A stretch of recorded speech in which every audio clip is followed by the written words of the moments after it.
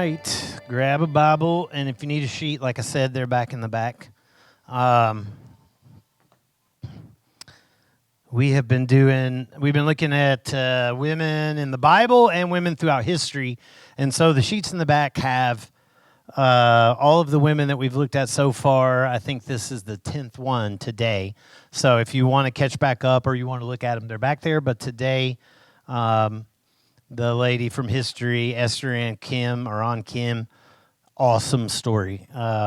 She's got a whole book that's a fantastic book on her life. Amazing Korean woman during World War II and the occupation of Japan, standing on her faith. So there's a thing back there you can read and see more about that. We're going to look at 3 more women over the next few weeks, and then we'll have our upper room, which most of you have been here for or seen or been around that. And then after that, we'll change it all up. So we'll do about through the rest of July with this, and then things will change a pretty good bit in August. So, but for now, turn to Mark chapter 5, and we're going to look at, as I mentioned, these women throughout history. We're studying the ones that are in the Word while we're here today. So, Mark chapter 5. We've been going in no order, just skipping around. Mark is the second book in the New Testament. So, if you got the actual book in your hand, it's towards the back there. Once upon a time, they used to make all these colored tabs you could just flip. Do they still make those? They still make tab Bibles? Hey, today's question, we're looking at a question each time. Today's question is, can I be healed?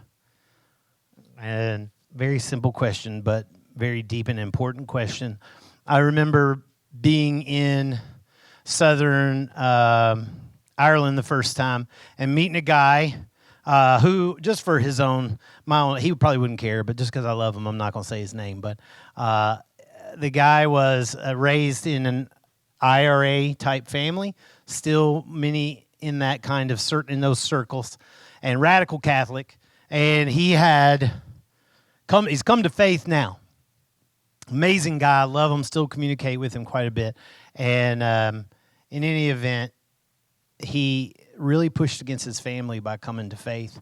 But his path to faith was pretty amazing because he tried everything that the Catholic, in terms of the Irish Catholic that he was part of, that all that they offered to be free or healed from addiction and guilt. That was his biggest thing, the sense of guilt that he disappointed the whole world and was always disappointing people. Depression, all these things that comes with addiction, in his case, alcohol. But I remember him telling me that at one point he spent the money, flew to Portugal from Ireland, and went to visit a Catholic monastery church that was specifically designed to get a healing. And that he'd gone there, and one of the things that he had to do, among other things, was starve himself for several days and then spend 3 days walking barefoot on rocks in a circle. And if he completed it, then he should be certified healed. If he didn't get healed, then he'd apparently failed in some part of that process. Took a knee when he shouldn't have, or didn't eat enough, or slipped a bite of food, or something, some little way. And so he came back from that guilty for that because he failed there too. I think about 2 best friends of my best friend and his wife. It wasn't 2 best friends. He's gone now. She's still alive. But Daniel and Jennifer. And years ago, they had a baby. We were super close. We were all involved in each other's lives. I had Sarah. He had their baby, and their baby was born super premature. She was about a pound when she was born, and she had all kinds of allergies. Lucky to be alive, and then tons of allergies. And they were giving her all kinds of treatments for these allergies, including breathing treatments multiple times throughout the day, even after they brought her home. It was wearing them out. And they kept trying to trust God because they wanted her to be well of all these allergies. But, they couldn't even take her on airplanes because the chance that something was in the air system, they just couldn't. It was paralyzing.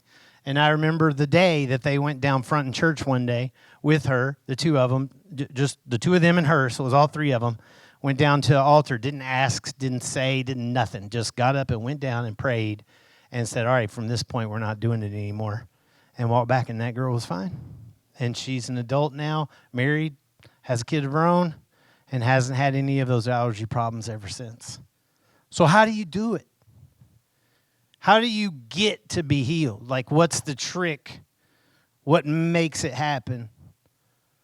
If it does happen, if it is possible, then how do I get it to work, right? That's kind of how we all feel about it. So in this text today, this is kind of your one thought to think about. Jesus can and does heal, but our faith in him or our trust in him precedes all his actions. He can and he does heal, but our faith precedes all that. All right, if it's something that we're seeking him for. And the context here, Jesus has just crossed the Sea of Galilee with his disciples. He's arrived in likely Capernaum. You can tell by, it doesn't say that, but context kind of gives that clue. And he's met by this huge, massive crowd of people as soon as he steps off the boat. And Jesus, was born in Bethlehem. Everybody knows that. He was raised in Galilee. But most of his 3-year ministry, he spent kind of hubbed in Capernaum. Peter's house was there. It even says that Jesus resided there. So that Capernaum would have been a place where, besides all the things he was doing, he was super well known there. That was kind of, if there's a hometown type environment, that's it, even though Nazareth is where he was raised. Either way, point being, crowds are massing when they see him coming, and it's getting even difficult for him to walk through as he gets off the boat. In verse 25, and there was a woman who had had a discharge of blood for 12 years and who had suffered much under many physicians. Now, this is one of these places, by the way, where Christian Science, I think it is, gets their argument that you don't need to go see doctors. You just need to pray. Because here's this woman who suffered much and spent all her money on doctors. So don't waste your money on doctors.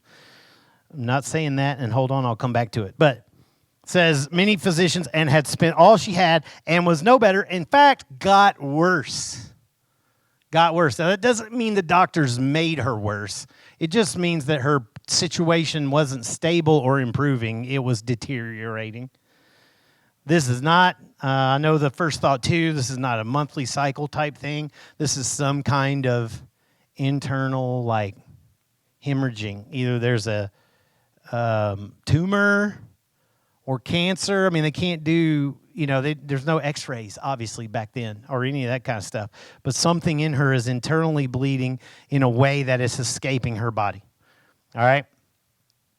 It's also wrong to think that she spent all her money on witch doctors or voodoo or went to see shrinks or whatever you want to call them. Like, there's no reason to believe that. Likely, many of the people she went to see were educated, equipped, smart, well-respected doctors. In fact, one very well-respected doctor commented on her. You don't have to go to it, but Luke, gospel writer, is a doctor.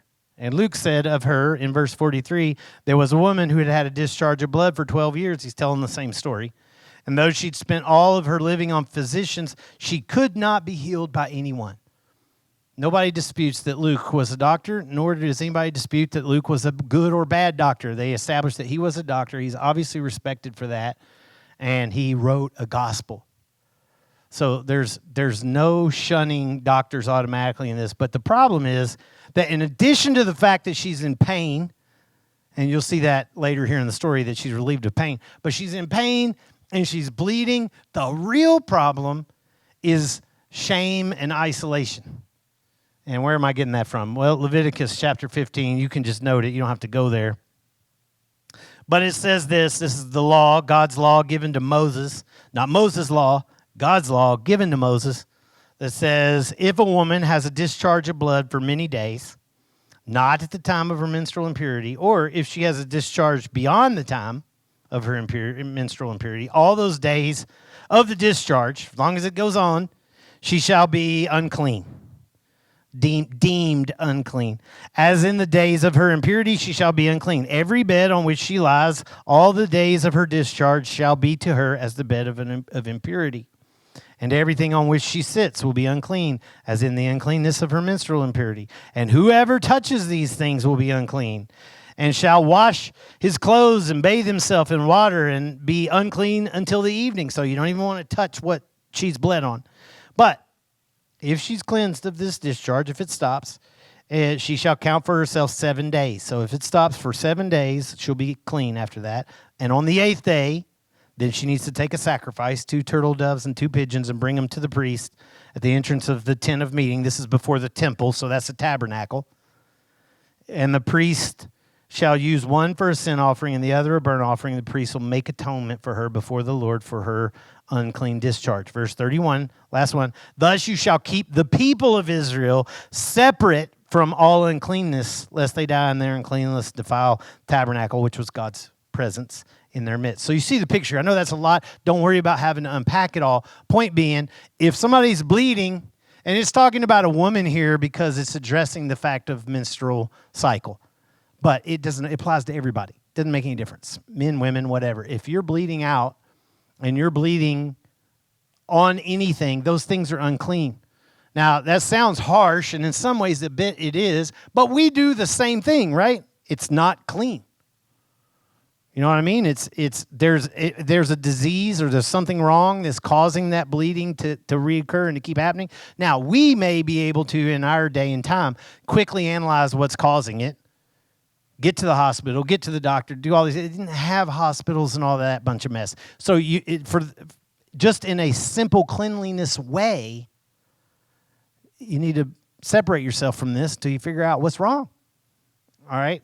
But it's not just about that. It's also about the fact that God's presence among his people was a picture of holiness and perfection and heaven. And nobody's bleeding out in heaven. There's no disease in heaven. There's nothing. So what he's saying is keep that separate. Well, by the time that Jesus is on the earth, these kind of people have gone from being separate to being cursed and despised, and what God hates you, because that's why lepers were put apart. Everybody, if you had a dot on you, get over here, get away from all of us who are perfect. And this woman has reached this point for 12 years. Cannot imagine what she must feel like. And she's in a small town. I'm sure everybody knows. Anyway, verse 27. She'd heard the reports about Jesus, and she came up behind him in the crowd, and she touched his garment.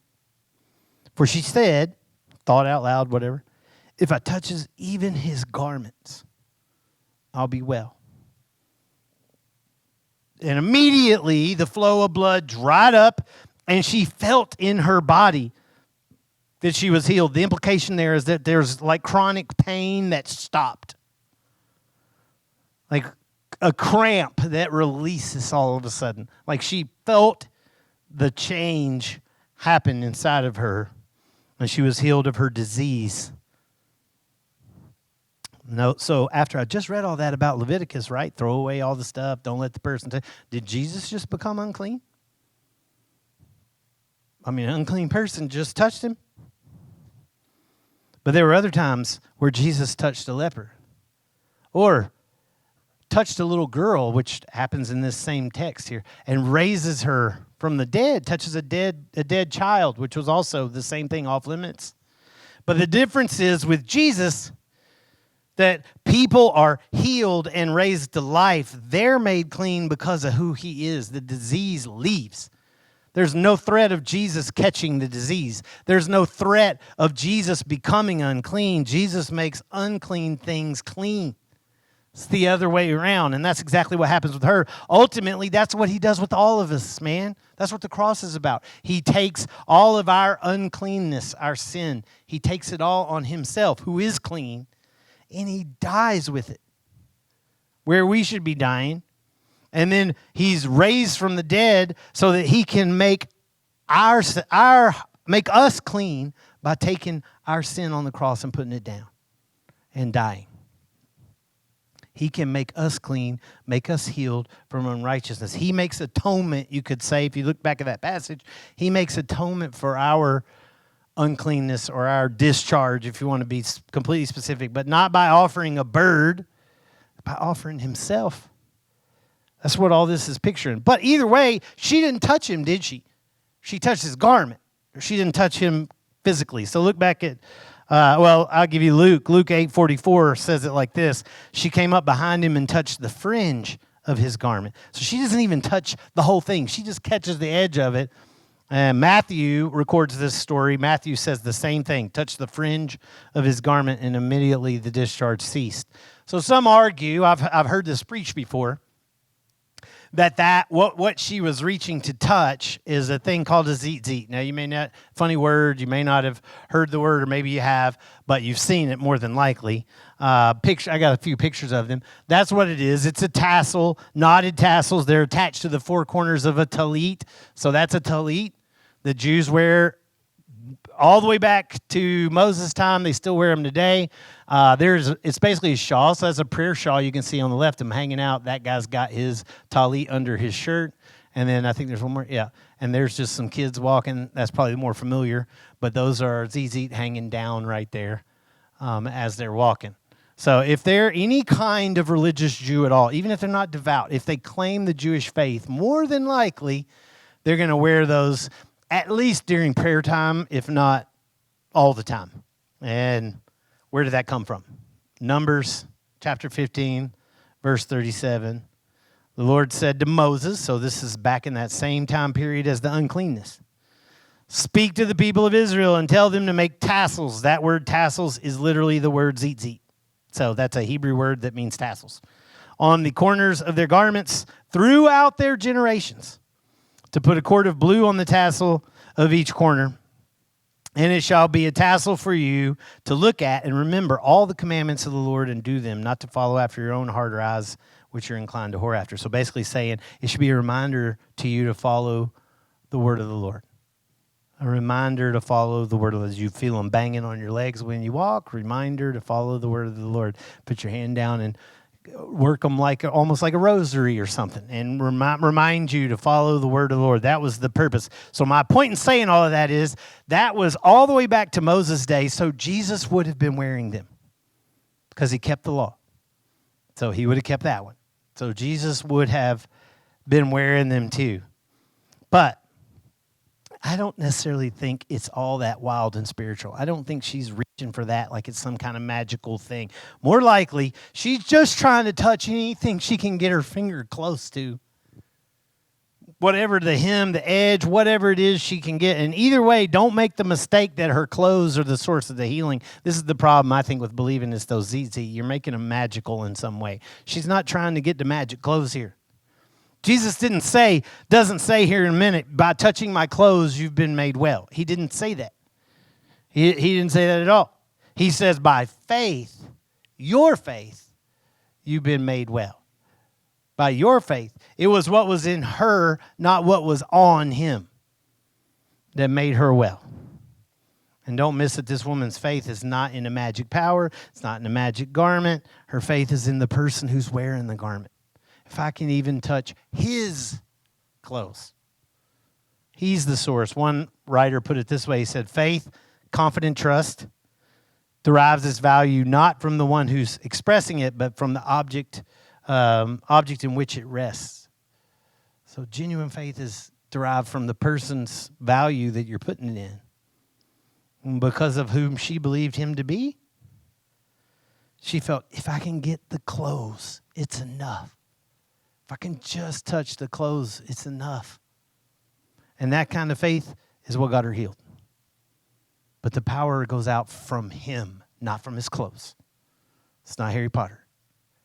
I think she's probably, I don't know how you imagine this moment. I don't know how you see it. I can imagine her, I think of her crawling. That's how I picture it. Like trying to just creep through the crowd however she can and reach her arm out to touch anything. Verse 30 says, back in Mark 5, that Jesus, perceiving in himself that power had gone out from him, immediately turned about in the crowd and said, who touched my garments? After 12 years of being an outcast, this woman is surely well known. Surely well known. And maybe she hoped she could just slip in and get his mercy and then slip back out and nobody would see her. Or nobody would mock her. Or nobody would curse at her or shun her or scatter away from her like the plague. Maybe she could just slip in and just touch him.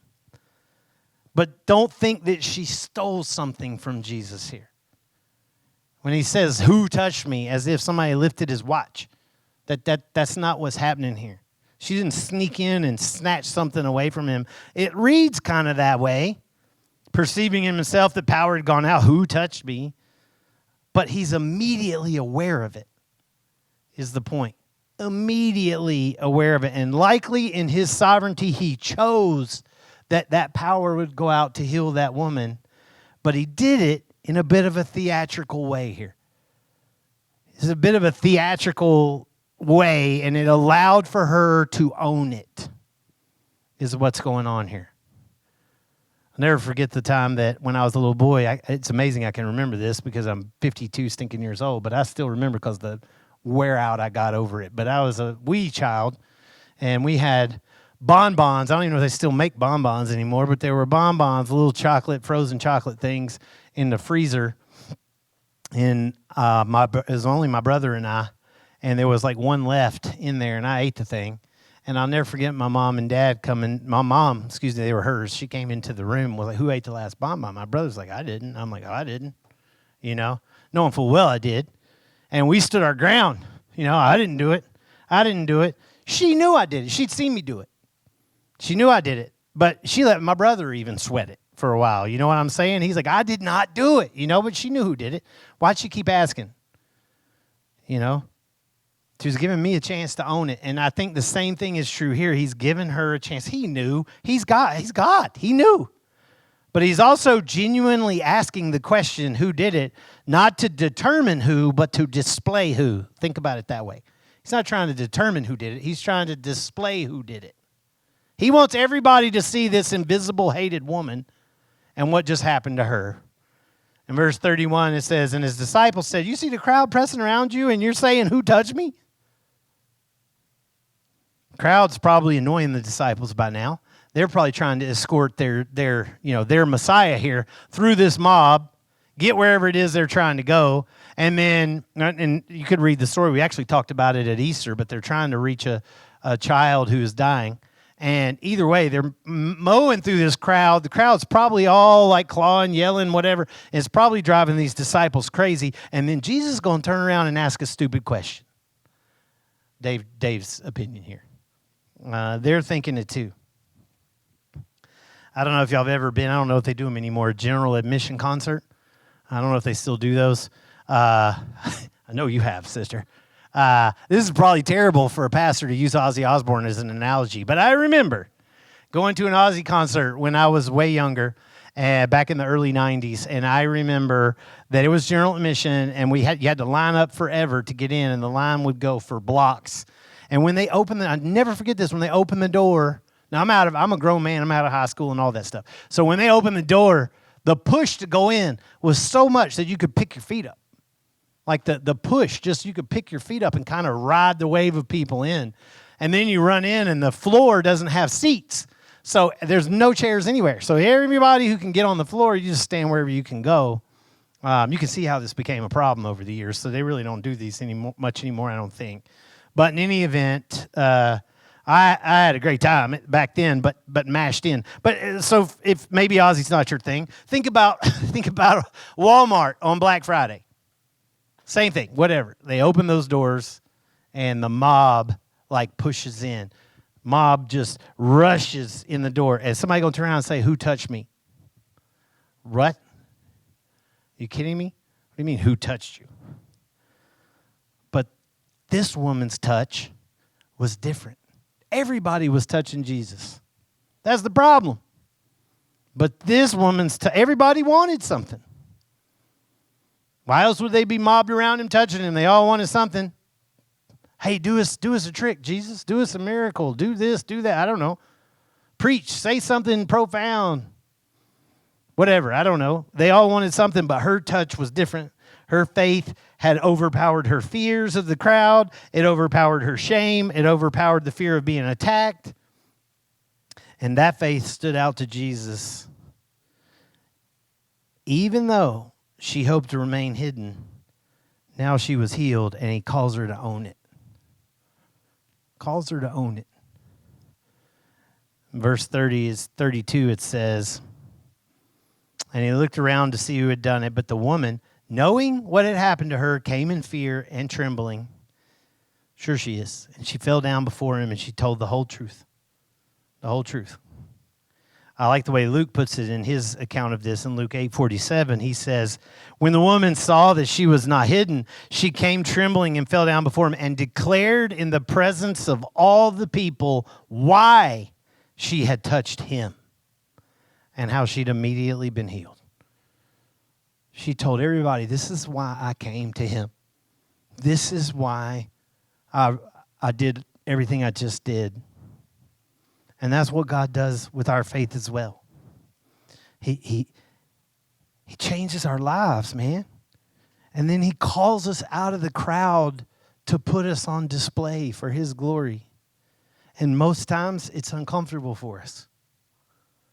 Most times we don't like it. Most times we're worried about what's going to happen. Are we going to be judged? Are we going to be mocked? Are we going to be shamed? Are we going to be whatever? We get nervous about it. But that's what he does. He changes your life. And then that's not the end. He calls you out of the crowd and says, let me show you to the world. In verse 34, he said to her, daughter. Man, that's such a great word. You could just circle that, put a star around it, highlight it, underline it, whatever it is, man. First word, to her is daughter. Like you can't come up with a softer word. And this is God. I know it's Jesus, but that's who Jesus was. And he says, daughter, your faith has made you well. Go in peace.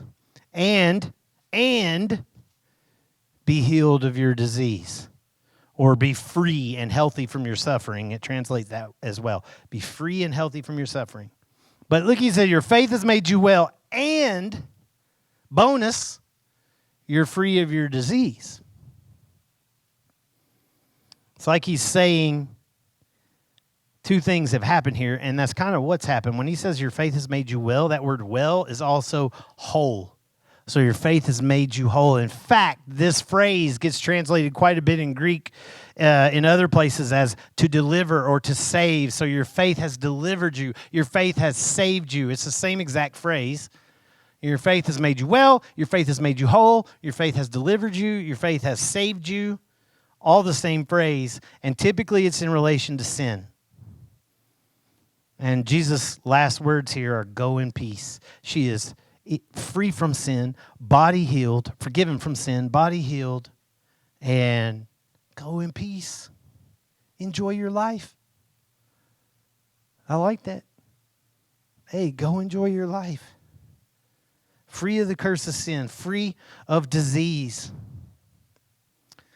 So let me wrap this up, but let's make it kind of practical for a minute. Let's take some of this and pull it into reality for us. What if, as we look at this, what if God doesn't heal? Well, that's how we started, right? Can I get healed? Like, what's the trick? If he doesn't, should you spend your whole life pursuing it or just accept it and live with it? What's the right thing to do? I remember having a boss one time who was a Christian, and we had many theological discussions because there was only 2 or 3 of us in this office, and fun, lighthearted ones. But we were both Christians, but we were kind of on 2 different paths of conservative, liberal, if you want to look at it that way, and so he and I had many discussions about this one thing in particular, and the person of Johnny Erickson, Tada, came up, and if you know who she is, cool. If you don't, it's a woman who's been in a paraplegic since she was 19, and I don't know how old she is now, 80 probably something, but she's faithfully served the Lord for her entire life, though being paraplegic. She's sung albums. She has a beautiful voice. She's done Christian paintings, all kinds of different things. She's done huge ministry. Amazing woman. You can read her story. You can find her easily online. But anyway, that person came up in our discussion talking about being healed. And he literally, because this man believed that everybody should be healed. God's a great healer. Nobody should be sick or hurting or anything else. And so I brought her up, and he said to me, the reason that Johnny is still in that wheelchair is because she's accepted it. And I could not believe that came out of his mouth. Easy for you to say, buddy. Like, you're assuming that God won't heal her because her faith has accepted the wheelchair. That sounds so human. It's just not true. First of all, she's not accepted the wheelchair. She hates it. And she's never been shy about that. She's accepted it in the sense that God gave it to her as a gift to give her life meaning and power and for him to use her through her weakness, all these things. But she doesn't like it. Jesus went to the cross, he said, despising its shame. Know what I'm saying? In the same sense, God used what she's had to deal with, but she never embraced it. But anyway, I'm not trying to get down a sidetrack on her, but that's the mentality. So did she just not have enough faith? Did she just accept the chair? Is that why she didn't get healed? And first of all, faith's not a magic power. So that's the first thing we got to do. You just got to get rid of that whole line of thinking. Faith is not some magic power that if you master it, you can cause whatever you want to happen. That is absolutely untrue. Absolutely untrue. I have faith in my wife. Ask her if I can make her do what I say. Yeah, huh? I heard you over there.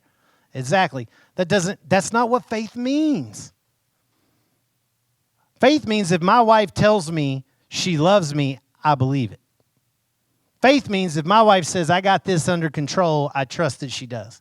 Faith means that if my wife says, man, this is going to hurt, but we're going to get through it, then I'm like, all right, bring the pain. You know what I'm saying? I don't know how else to explain it, but faith is not a magic power. That is a straight lie from the devil. It's not. It is a trust in a person. And in the Bible, there are those in the Bible whose faith made them well. This is a case in point. But there are others in the Bible who had faith and it was displayed in their sickness or whatever. Case in point, probably the biggest one, Paul, who wrote majority of the New Testament. Paul records a moment where he recounts a moment where he came before the Lord because he says he has this thorn in the flesh. Now, people have argued all day about what that is. It really doesn't make any difference. Whatever it was made him miserable. He said so himself. He asked God to take it away. And he said all 3 times God said no. No. God said it was for your faith. That it empowered him to continue trusting in God because God's strength was what Paul needed, not to be free of this, whatever it was. That's Paul, man. If anybody qualified for the magic power of faith, it was him. But what did Paul just accept the thorn in the flesh? Is that what that is? Is that why he couldn't get rid of it? No. He did after the 3rd time because he realized that was God's plan for his life, and he said, okay. Now, before you get too discouraged, however, God does physically heal. We also can't assume he won't ever do it. He does. We don't have to just live with it. You don't have to assume that either. If you got something that you desperately need to be healed from, you desperately need a miracle, and you ask me what I think, I'll tell you, don't ever stop asking. Don't ever stop asking. I ask him every day. That's what I would say. Don't ever stop asking. Nowhere in this passage, 2 things. Nowhere in this passage does it say she was wrong for seeking medical help. Nowhere in this passage does it say she was wrong for going to these doctors. Luke was a doctor, remember. Nowhere does it say that. But though this woman lived with it for 12 years, she also never gave up being free from it. She never gave up being free. And when she had a chance to act on her faith, she did. And at that time, God moved.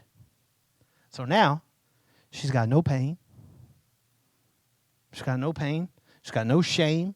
There's no more bleeding. There's no more ruined clothes or ruined blankets or ruined things in wherever she's trying to live. No regrets. Not sorry, I guarantee you. She has a solid faith now, a certainty about who God is and what he's able to do. She's been made spiritually well.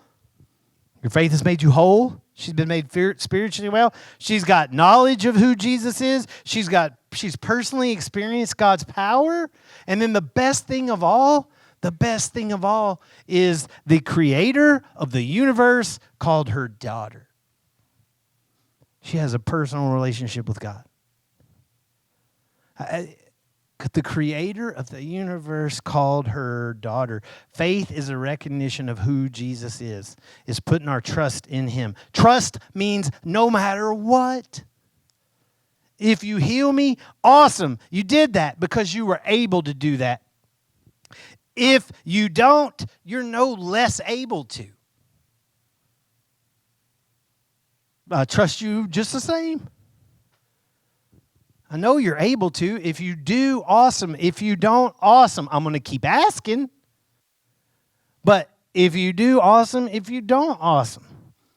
And you know what? This whole thing, man, it wraps up into this beautiful picture of what John 3:16 is. For God so loved the world, you. For God so loved the world, me, that he gave his only son, that whoever believes in him would not perish. Why are we going to perish? We're sinful. We're unclean. We're separated. Now, you might not be separated from all these people in this city. That's not what I'm saying, but you're separated from him. And that's the beauty of it all, is that he is able not only to heal, but he does. For God gave his only son. Look at the path of this woman towards Jesus. She came by faith. Faith was there. She came. She reached for him. She admitted her situation.